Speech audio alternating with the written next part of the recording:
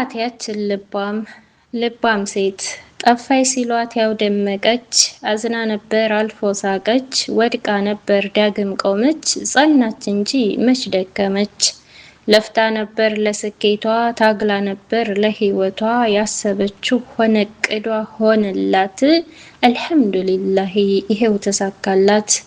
ጎሏት ነበር ትናንትና ተቸግራ፣ ዛሬ ታየች ባላት ነገር ደምቃና አምራ፣ ባልሆነችው ስሟ ጠፍቷል፣ አሁን ላይ ግን ውስጧ ፈክቷል።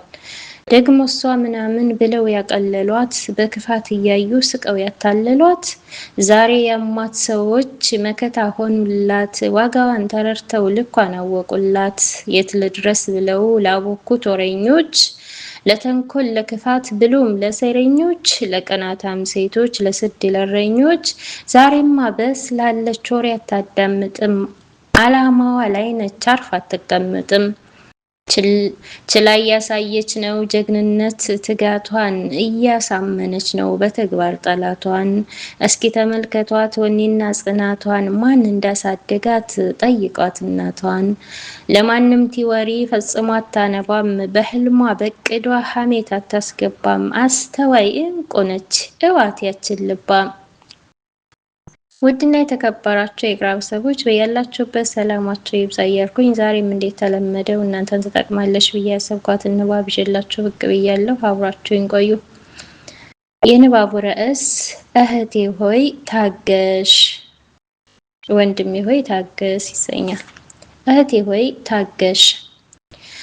ፈተና በዝቶብሽ ህይወት ሰልችቶሻል፣ መከራ ችግሩን ችለሽ ታግሰሻል፣ ትንሽ ጨምሪበት አላህ ይክሰሻል። የህሊና ድንበር ያስተሳሰብ ቅጥር፣ ልክ ላይ መጽናት ነው የመታገስ ሚስጥር። ትዕግስት ማለት ምን ማለት ነው? ለበደለው ሁሉ ፈገግታውን ለጋሽ፣ ሀቅ ላይ የጸና አስተዋይ ነው ታጋሽ። አንተ ሰው እስኪ ታገስ፣ እህቴ ሆይ እስኪ ታገሽ። ትዕግስት ማለት እኮ አቅም አጥቶ መገፋት ወይም አቅጣጫ አጥቶ መባዘን አይደለም። በትክክለኛው ሰዓት በትክክለኛው ቦታ ላይ ለመገኘት የምታደርገው የውስጥ ተጋድሎ ነው።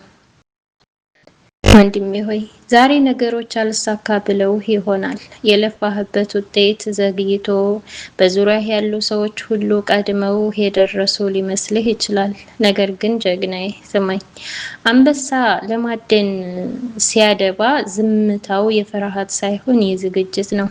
አንተም ዛሬ ዝም ብለህ የምትታገሰው ነገ የምታመጣው ውጤት ድምፅ እንዲኖረው ነው። እህቴ ሆይ በሰዎች ትችትና ወቀሳ አትሸነፊ። እስካሁን ምን ሰራሽ የሚሉሽ ድምጾች ቢበዙብሽም አንቺ ግን በትዕግስት ውስጥ ጥንካሬሽን ከመገንባት አትቦዝኝ። ትዕግስት ማለት እኮ ዝም ብሎ ጊዜ መግደል ሳይሆን ጊዜው እስኪደርስ ድረስ ማንነትን መቅረጽ ነው። ዛሬ የምትታገሽው ትዕግስት ነገ ላንቺ የክብር ዘውድ ሆኖ ይመለሳል። ወንድሜ ሆይ እውነታው ይሄ ነው። ትዕግስት የሌለው ሰው መድረሻ ላይ ሳይደርስ መንገድ ላይ የሚቀር ተጓዥ ነው። ለመታገስ ፈቃደኛ ካልሆንክ ለሽንፈት ተዘጋጅተሃል ማለት ነው። ከተማርኩት ልንገርህ፣ ወላሂ ወቀሳና ትችት የሚቆሙት በምላሽ ሳይሆን በትዕግስት በታጀበ ስኬት ነው። ስለዚህ ወንድም እህቶቼ ዛሬ በትዕግስት መዝራት ያለባቸውን ዝሩ።